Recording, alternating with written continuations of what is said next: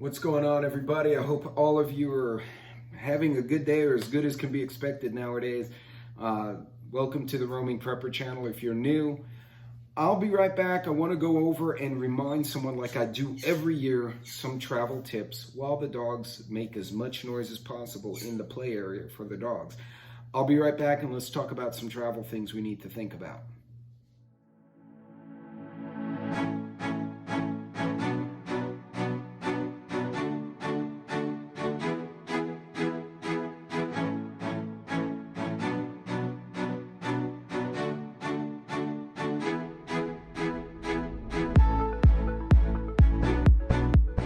All right, gang, thank you and welcome back. I hope everyone's doing well. Once again, we are entering the holiday season of 2022. I find it mind-blowing to believe that around this time, 2019, is when we first heard of the C-19 illness that was kind of meandering around a large country in Asia, and the military was responding. Like we were all sitting there going, what the hell is going on, that they got guys in hazmat suits pulling people out of their apartments overseas? And not 5 months later, here we were with all our drama because of C-19. So yeah, it's in 2019, 2020, 21, 22. So it's been 3 years since the initial outbreak, give or take. I know I'm off by about a month or two. There's some discussion as to when it actually began, but it roughly, if you round it off, about 3 years of weirdness. And it just, everything that's happened since then, the inflation, the weird economy, the supply chain issues, crime, mental illness, drug use, take your pick, it just, everything took off. It almost feels like someone opened Pandora's box 3 years ago, and it's just been this long slide into caca. I don't know another word for it. In any case, that being said, you know, here we are, and we're making the best of it, right? So there are some things, because like many of you, I didn't stop. I still had to work. I still had to travel. I did my thing. And, you know, we all moved on. But there's some basic stuff that we need to keep in mind, because we can get so distracted by the politics and the crime and all the other BS that we kind of forget the fundamentals of going from A to B safely. So I'm going to rehash them for you. I'm going to start with a few topics. One, your vehicle. As always, check your vehicle, check your tires, just walk around, turn on the lights, turn on the blinkers, make sure everything's working right. If it's not, try to fix it. If you don't have a place where you can fix it, don't have the time, or don't have the knowledge of how to repair, bring it somewhere where they know how. It's probably well worth the whatever bucks you're going to have to pay, so that you don't have to screw with it and you can drive safely. Most importantly, those tires, make sure your brakes are in good shape, and of course you make sure your corgis are in good shape. By the way, Bentley's over there fighting both girls, and he's probably going to start crying here when they kick his butt. So, oh, you heard that growl? That was him getting a correction. Puppies learn. Anyway, works for puppies, we should do it for people, right? They do something wrong, you correct them and give them something to remember. But anyway, I digress. Back to travel. Travel. First of all, make sure your vehicle's in good shape.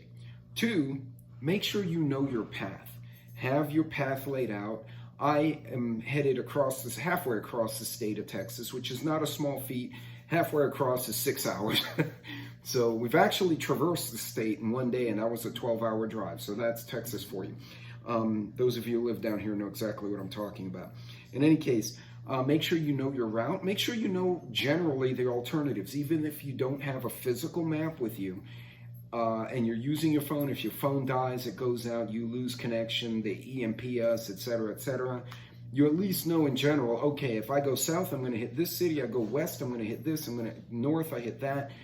Have an understanding of where you are in your state at all times while you're traveling.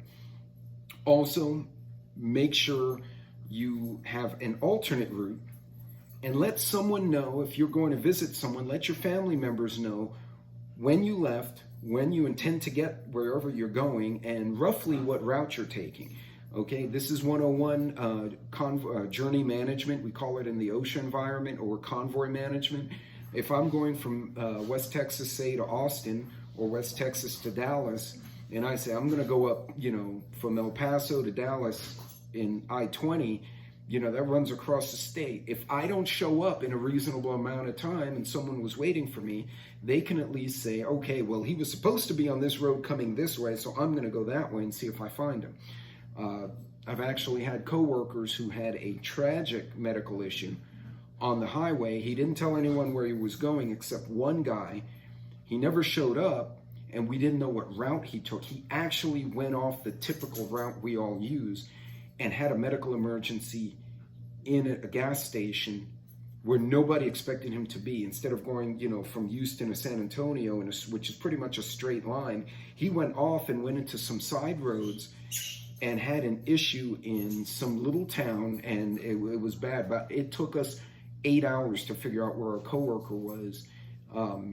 That's not good, especially if family's worried about you or if you really need medical attention.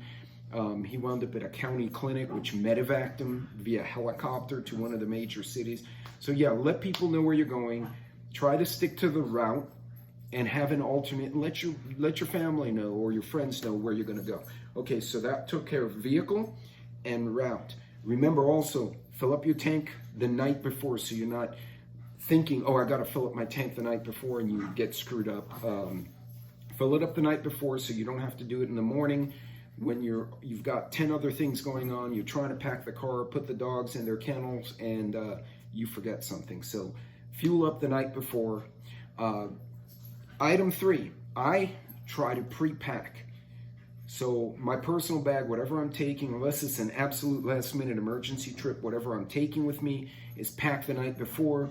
I got my computer bag, I got my travel bag, and any other bags I need to bring side by side, laid out in my office at the house. So when I get up, I got 1, 2, 3, 4 things, throw them in the truck, and I'm out the door.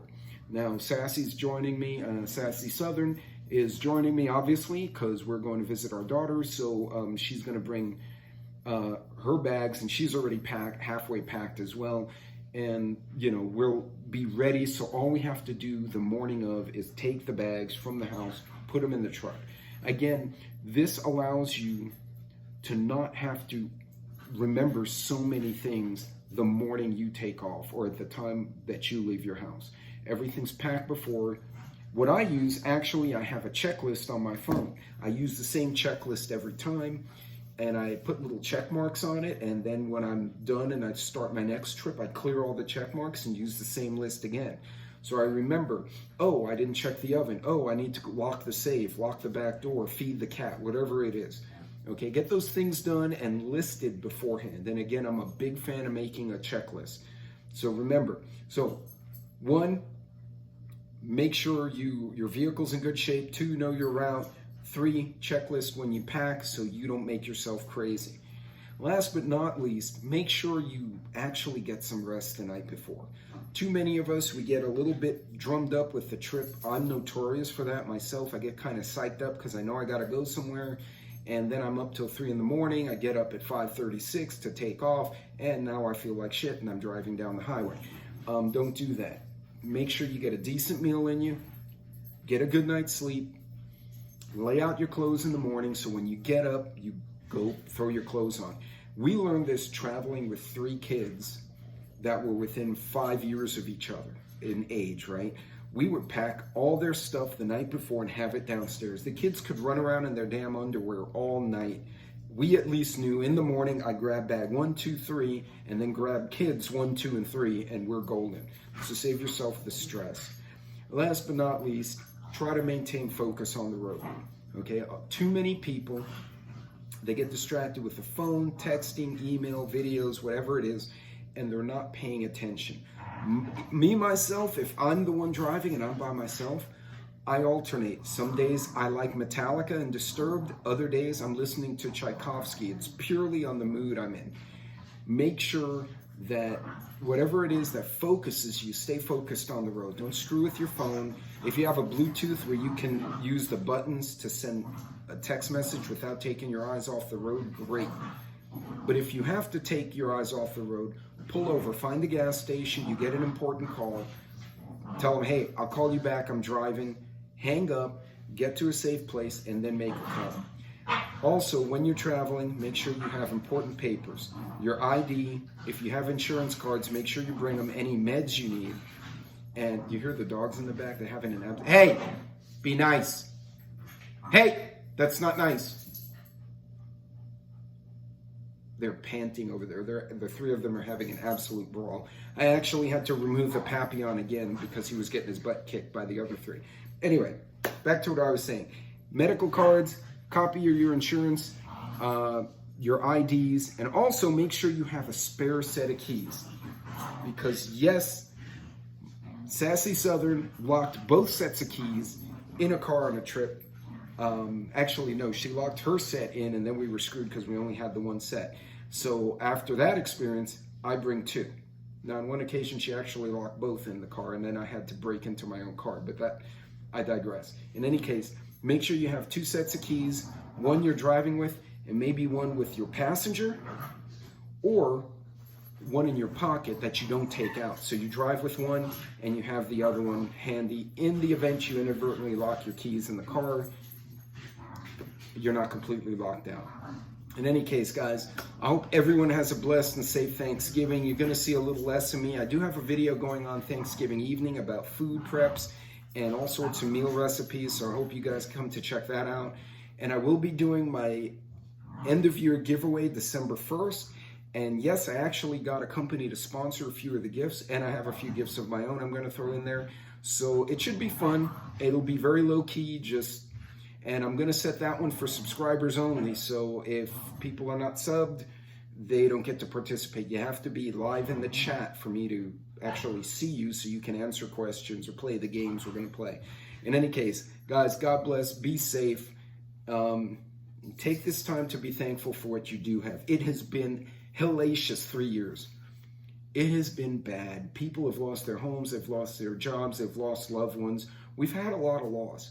We've also had a lot of things to be thankful for. Friends and acquaintances we've met on the internet, things we've been able to do for other people. The fact that we're still here in one piece for the most part may not feel like you should be giving thanks, but when you think about it, it could get worse. So guys, be thankful for what you have. Be safe on the road. And please, please, please, for the love of God, if you're drunk or someone around you has been drinking or they get stoned or whatever they've done to themselves to celebrate, and they are not capable of being behind the wheel of a motor vehicle, remove their keys and either get them an Uber, get them a cab, or give them a sleeping bag and lay them down in the guest room and they'll recover in the morning. Leave them a bucket if they're going to throw up, like they used to in college. Anyway, please don't drink and drive. Don't be stoned and drive. Don't impaired and drive. None of that. Be safe. Don't hurt anyone. Enjoy yourselves. And I'll check on you guys every so often. But God bless. Godspeed.